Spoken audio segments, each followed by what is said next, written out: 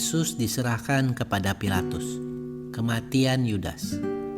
Ketika hari mulai siang, semua imam kepala dan tua-tua bangsa Yahudi berkumpul dan mengambil keputusan untuk membunuh Yesus.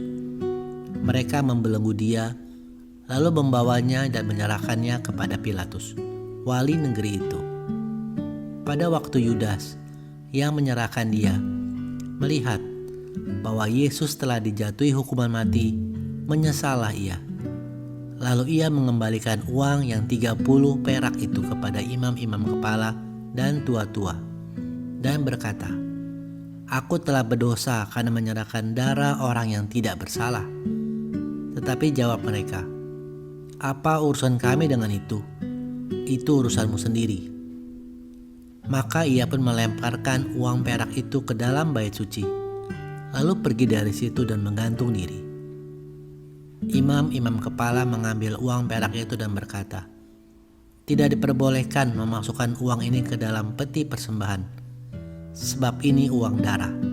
Sesudah berunding, mereka membeli dengan uang itu tanah yang disebut tanah tukang periuk untuk dijadikan tempat pekuburan orang asing. Itulah sebabnya tanah itu sampai pada hari ini disebut tanah darah. Dengan demikian, genaplah firman yang disampaikan oleh Nabi Yeremia.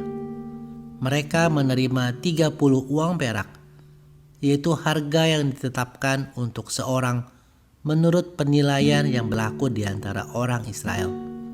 Dan mereka memberikan uang itu untuk tanah tukang periuk, seperti yang dipesankan Tuhan kepadaku. Yesus di hadapan Pilatus. Lalu Yesus dihadapkan kepada wali negeri, dan wali negeri bertanya kepadanya, "Engkaukah raja orang Yahudi?" Jawab Yesus, "Engkau sendiri mengatakannya." Tetapi atas tuduhan yang diajukan imam-imam kepala dan tua-tua terhadap dia, ia tidak memberi jawab apapun. Maka kata Pilatus kepadanya, "Tidakkah engkau dengar betapa banyaknya tuduhan saksi-saksinya terhadap engkau?"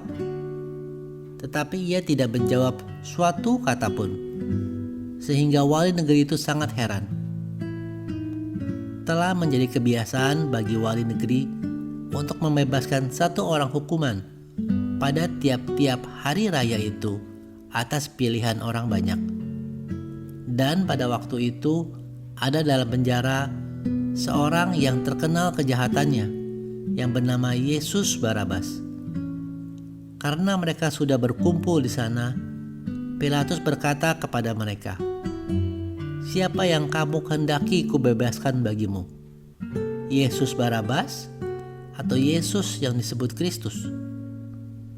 Ia memang mengetahui bahwa mereka telah menyerahkan Yesus karena dengki.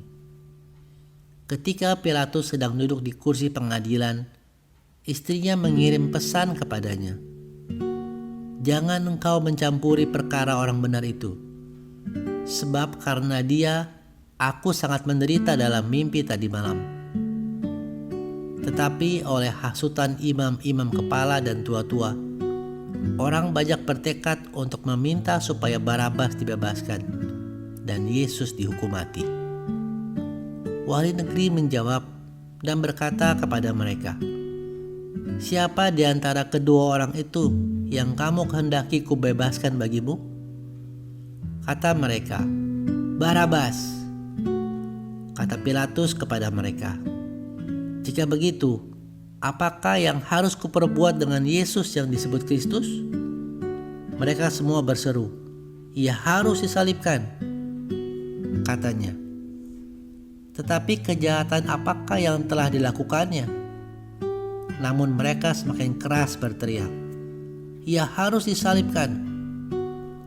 Ketika Pilatus melihat bahwa segala usaha akan sia-sia, malah sudah mulai timbul kekacauan, ia mengambil air dan membasuh tangannya di hadapan orang banyak dan berkata, "Aku tidak bersalah terhadap darah orang ini.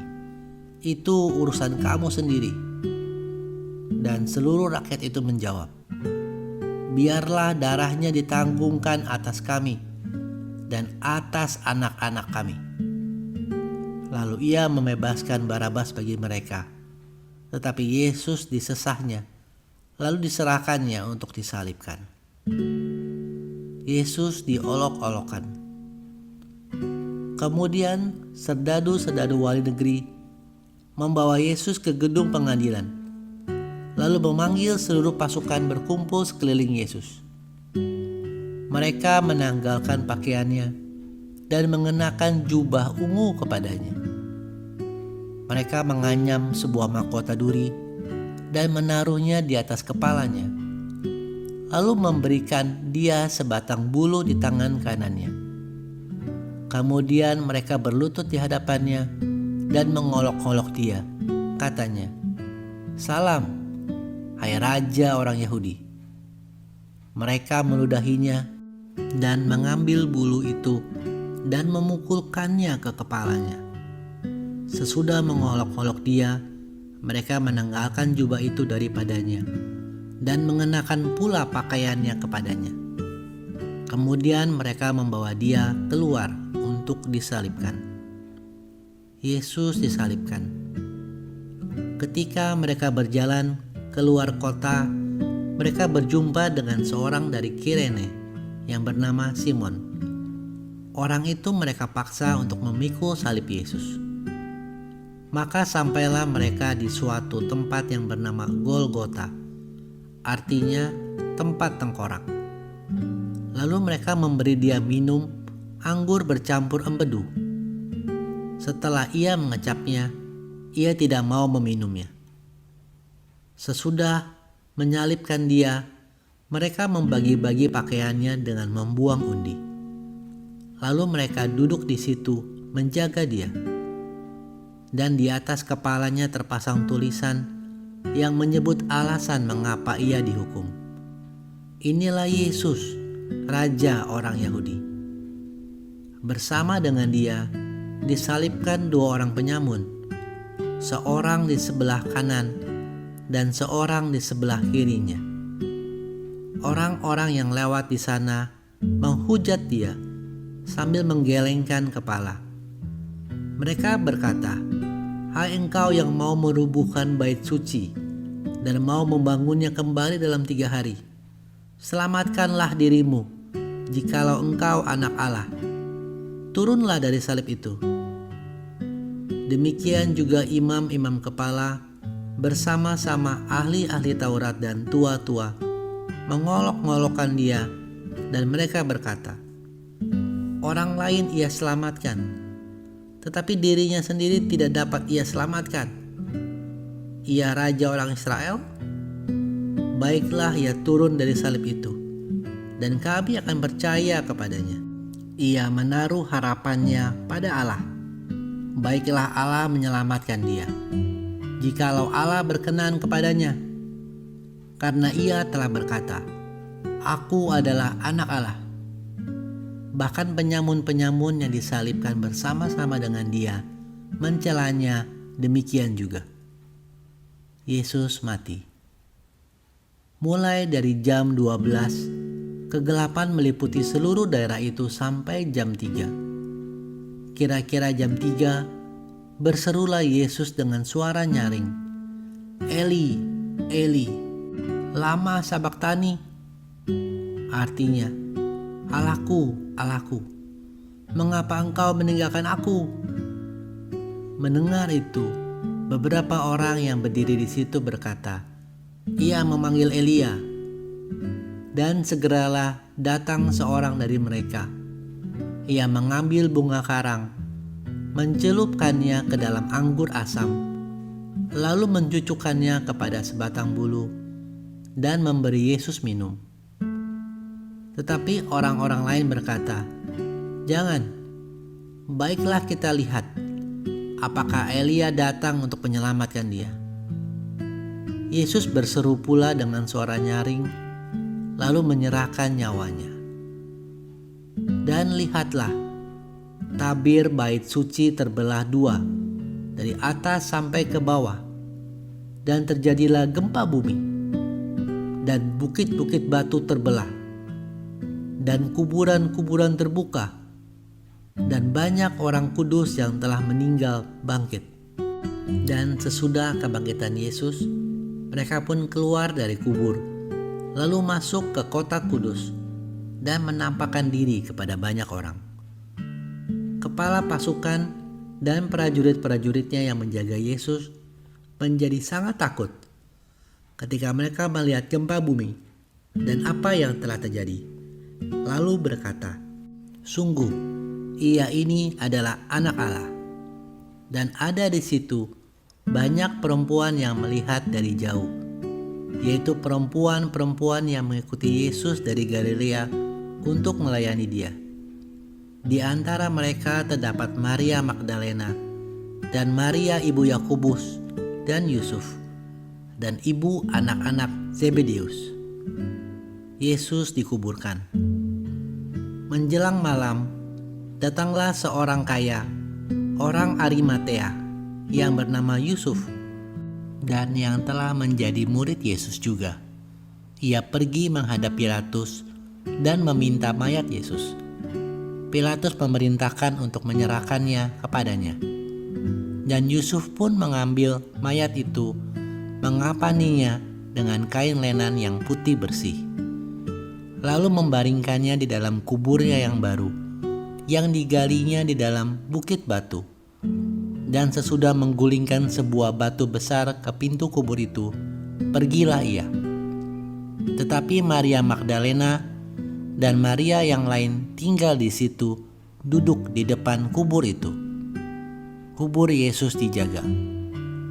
Keesokan harinya, yaitu sesudah hari persiapan, datanglah imam-imam kepala dan orang-orang Farisi bersama-sama menghadap Pilatus. Dan mereka berkata, "Tuan, kami ingat bahwa si penyesat itu sewaktu hidupnya berkata, 'Sesudah 3 hari aku akan bangkit.' Karena itu, perintahkanlah untuk menjaga kubur itu sampai hari yang ketiga. Jikalau tidak, murid-muridnya mungkin datang untuk mencuri Dia, lalu mengatakan kepada rakyat bahwa Ia telah bangkit dari antara orang mati, sehingga penyesatan yang terakhir akan lebih buruk akibatnya daripada yang pertama."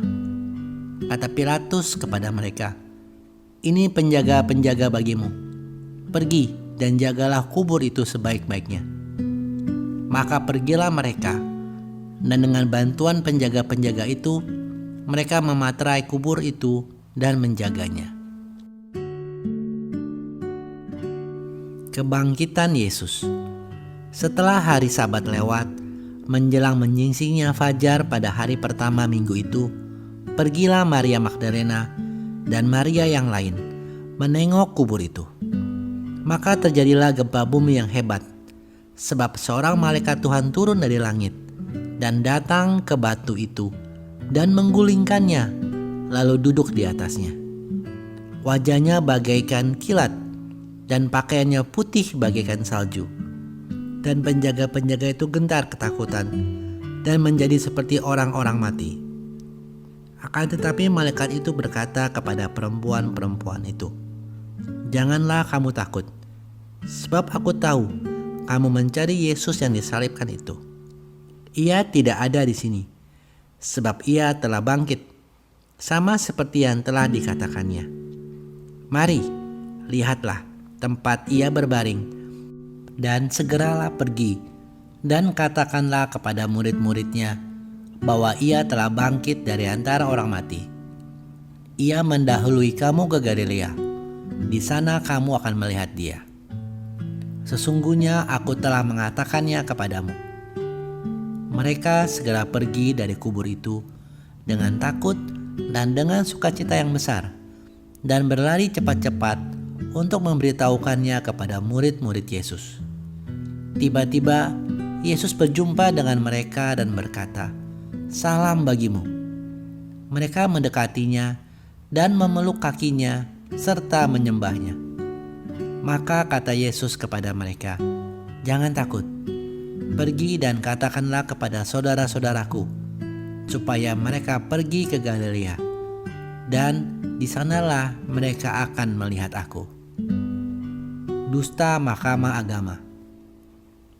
Ketika mereka di tengah jalan, datanglah beberapa orang dari penjaga itu ke kota dan memberitahukan segala yang terjadi itu kepada imam-imam kepala. Dan sesudah berunding dengan tua-tua, mereka mengambil keputusan, lalu memberikan sejumlah besar uang kepada serdadu-serdadu itu dan berkata, "Kamu harus mengatakan bahwa murid-muridnya datang malam-malam dan mencurinya ketika kamu sedang tidur. Dan apabila hal ini kedengaran oleh wali negeri, kami akan berbicara dengan dia, sehingga kamu tidak beroleh kesulitan apa-apa." Mereka menerima uang itu dan berbuat seperti yang dipesankan kepada mereka. Dan cerita ini tersiar di antara orang Yahudi sampai sekarang ini. Perintah untuk memberitakan Injil. Dan ke-11 murid itu berangkat ke Galilea, ke bukit yang telah ditunjukkan Yesus kepada mereka. Ketika melihat Dia, mereka menyembahnya. Tetapi beberapa orang ragu-ragu. Yesus mendekati mereka dan berkata, "Kepadaku telah diberikan segala kuasa di surga dan di bumi. Karena itu, pergilah, jadikanlah semua bangsa muridku, dan baptislah mereka dalam nama Bapa dan Anak dan Roh Kudus, dan ajarlah mereka melakukan segala sesuatu yang telah kuperintahkan kepadamu. Dan ketahuilah, aku menyertai kamu senantiasa sampai kepada akhir zaman."